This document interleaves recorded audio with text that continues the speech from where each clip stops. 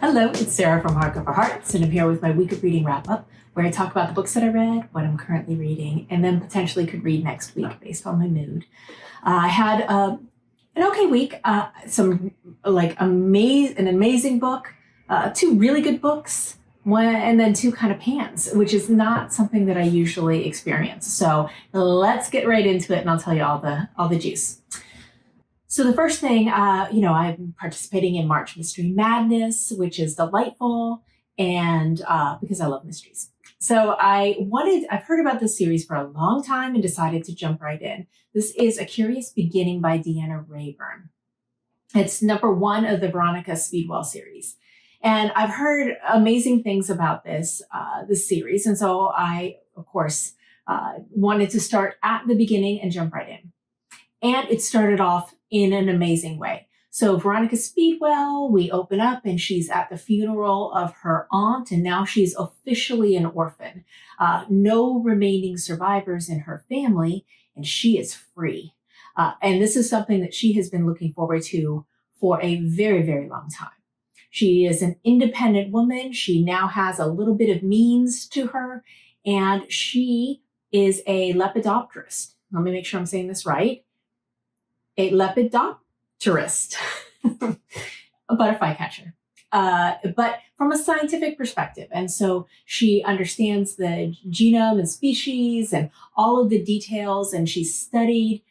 And what this affords her is the ability to travel the world and go on adventures as she goes for these hunts. And she sells them for a pretty penny under a male pseudonym.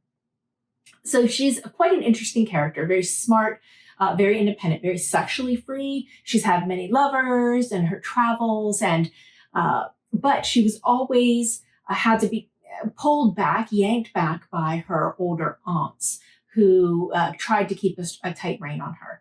And now that they are no longer alive, she can do what she wants. So she's getting ready to head to London and then go off on these adventures and start another journey. She is stopped by a man named a Baron, they call him the Baron, and he convinces her that she's in danger and wants to talk more to her. And so he offers her a ride to London, and in that ride, he'll tell her more. So they travel together to London, and he basically says that he knows her mother and wants to tell her more, but it's a little early. He wants to make sure that she's safe because there are some dangerous people that are after her right now. She's very suspicious. She doesn't know what to believe, if she should believe him. And he drops her off in London with this man named Stoker. And Stoker is a real character. He is kind of down on his luck, welder who has an eye patch and he's kind of like a boxer and, a rough around the edges kind of guy, but there's a lot under the guys there with him. So it all starts off really fun and rompy and adventuresome with interesting characters. It took a turn for me with a lot of implausibility. And so I didn't like the origin story. I didn't like the backstory. It felt a little too fanciful for me, and it just stopped me from wanting to engage further in this series. So if you think I'm wrong and you think that I would love this series, tell me in the chat below if this is something that you really think I should go forward with. Now let's talk about a series that I really did like. This is an arc that I received from NetGalley. This is from Poison Pen Press, and this is Raisins and Almonds. It's a Phryne Fisher book. It's number 9 in the series by Kerry Greenwood.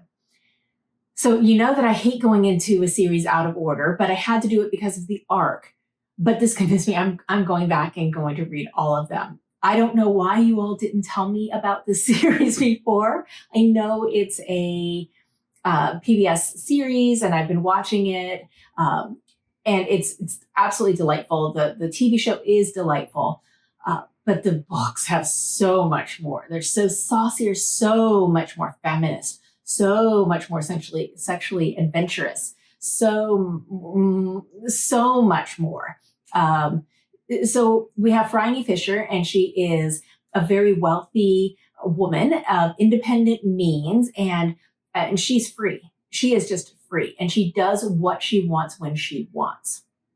Her money gives her a lot of cachet, and she has a woman who lives with her named Dot, and Dot is kind of like her secretary, maid, lady in waiting kind of person. And she also has some adopted children at this stage, women, young girls that she has kind of taken into her home and is raising, who they were orphans, and you could tell that there was something in a backstory that related to them. So this opens with her at a dance hall, and she's dancing with this very sexy young man, Simon Abrams. And the chemistry while they're dancing is just like fire. And he's very young. He's much younger than she is.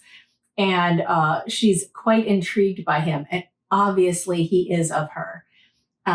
So as they're dancing and enjoying this, and obviously sparks are flying, they go to leave, and his father is out there in his car and asks to talk to her.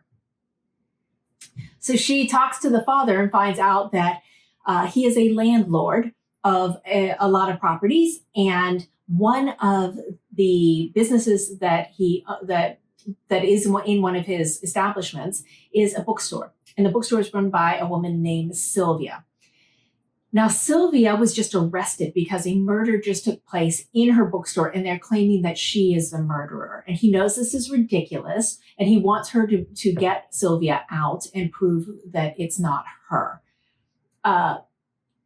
So already we have an interesting premise, great writing. That she writes about the clothes and the environment, and it's 1920s in Melbourne, Australia. So it's just, glittery and exciting, and all these things are taking place and happening. And she really captures this spirit in her writing. What I really liked about this was not just all of those aspects, but also the fact that this one goes deep into the culture of the Jewish enclaves within Melbourne in the 20s. And so we have a little bit of Kabbalah, a little bit of Zionism, and the quest for an independent Jewish state. And also we have all of these new Jewish settlers coming in from other places that they've been kicked out of, because as we know, World War II is looming. And I felt that she really dug deep into Jewish culture and Jewish history in a really interesting way. It was so positive and thoughtful and interesting, and I learned a lot as I was reading this. And so I always love books like that. So this was a sublime, fantastic book. Like I said, I'm going to go back and read and start at the beginning because I enjoyed it so much. So now we go to a complete pan, something that just did not work for me at all. And that is The Invisible Life of Addie LaRue by V.E. Schwab. Gorgeous cover. Oh, the premise of this was so good. It's a fantasy. It's almost like fantasy, romance, historical kind of mixture here. I was interested in this because it was part of the Book of the Month Club options for member favorites. So I said, okay, I'll try it, and it sounded good. So the premise is we have a young woman in France in 1714, and her name is Addie LaRue. She is being forced into a marriage that she does not want to participate in. And so there's a woman, kind of like a witchy woman healer, who tells her that whatever she does, if she wants something, if she's making a prayer and making a pitch, to be careful which God she makes a promise to, or which God she prays to, and to never pray to the gods of the night. Well, things happen, and she makes a deal with a devil. And what it means is that she is now immortal and forgettable. No one remembers her. And so she is enchanting and everyone's delighted by her, but no one will remember her. And she goes through her life really struggling and really trying to figure out how can she leave a mark? How can she be seen and remembered? And so it's an interesting premise in a very unique way. She finds very wonderful ways of doing this through the arts. I won't spoil anything. We have two other main characters that really play a role in here. One is Henry, which is a modern day New York bookseller who turns out does remember her when she tries to pull a scam on him. And she is completely enamored and a lot of it is just because to be recognized feels so loving and so unique after centuries. And then we have Luke, who is the god that she made this deal with. So there becomes a love triangle there amongst all of them. So my main problems with this book is it was incredibly repetitive. I felt that it really could have been much shorter given the theme. And if I had to see the word pound set one more time, it appears like 7-10 times in the book. And I was like, that's a unique word. You don't need to overuse it like that. So it was a bummer. I like the premise, but the execution was not there for me. Okay, but now let's talk about a book that was. I'm going to do a full review of this, so I'm only going to speak briefly here. Brief Lives by Anita Brookner. This is the 10th in the Anita Brookner oeuvre that Leo from A Little Book Life and I are reading together. And in this one, it feels like a lot of the things we've been reading and the themes that she's been exploring and dancing around, she starts to get closer to in more intimate ways. And we start to hone in a little bit more. We start off with a bang by her starting with the first person.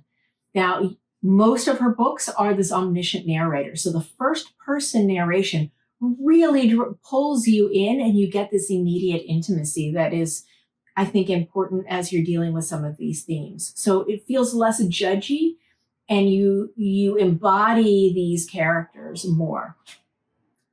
This is the story of a woman in her older age, late middle age, and it opens with the sentence, "Julia is dead." And later on, she says that something to the effect that they didn't really like each other. And it's amazing that for people who didn't like each other, that they stayed in a kind of friendship for so long. Now, I'm not going to say any more because I've done a critique of the book as well, kind of pulling in some other aspects of Anita Brookner's oeuvre, and I put it on my website. So I'll put a link to that below in case you're interested in that. And then I'll do a full review of this book in a different video. But suffice it to say, you know that I love difficult women books, and this will go into the special pantheon of difficult women books that I absolutely adore. So stay tuned for that full review of this. Now let's talk about what I'm currently reading. Still with the Proust, Marcel Proust, Volume 2 of In Search of Lost Time. This is In the Shadow of Young Girls in Flower. That one just never rolls off the tongue, no matter how long I read that. I'm also still reading Hisham Matar's The Return, Fathers, Sons, and the Land in Between. Put that right there. I'm also 2/3 of the way complete with this Mournable Body by Tsitsi Dangarembga. This is part of the Booker shortlist that I'm reading with my In Real Life book club. And I think I mentioned that we're doing kind of Voxer style, BookTube style buddy read, and delighted in all of the other things that they're pulling out from this conversation. So it's a huge success. And then I'm also listening to, even though I have the book, sometimes you can't physically have enough time to read, but you can listen to something. This is If I Had Your Face by Frances Cha. So far, so good. It's a mixture of a few different characters that we're encountering in Seoul, Korea, modern day, and beauty standards and class and wealth and consumerism. All of these things are packed in here. So I'm finding it quite interesting. And the voice is very clean, fresh, modern. I like it very much so far. And then another one for my NetGalley busting for March Mystery Madness. This is Antipoldi and the Handsome Antonio. This is by Mario Giordano. He writes in German the story about a German woman who's moved to Sicily, and it's translated by John Brownjohn. Super fun. I think this, as ridiculous as this series is, it's really funny and it doesn't take itself seriously, which makes it really enjoyable to read. Fantastic palate cleansers that always make me laugh. So that's it. Nice, quick one and done. And look forward to seeing the video of Brief Lives soon. I hope you all have a fantastic week. Hope you have great reading ahead of you. And again, please remember, we're still in a global pandemic, even though it's getting closer to seeing the end, which makes me delighted. Maintain safe social distance when you're out. Make sure to wear 2 masks. Wash your hands frequently and don't touch your face. That's it from me. Thank you so much for watching, and I look forward to talking to you soon. Bye.